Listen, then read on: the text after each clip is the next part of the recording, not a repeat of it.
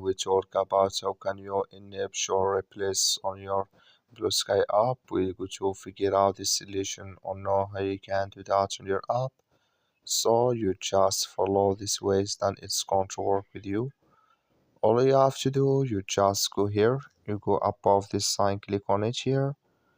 So then it's going to show for you a list like this. Then all you have to do next, you just click here on settings here, just click on it. Then you come to next step here, it's going to show for you like this. Then you go down, just keep going down here. Then you click here on follow and feed preferences, just click on it.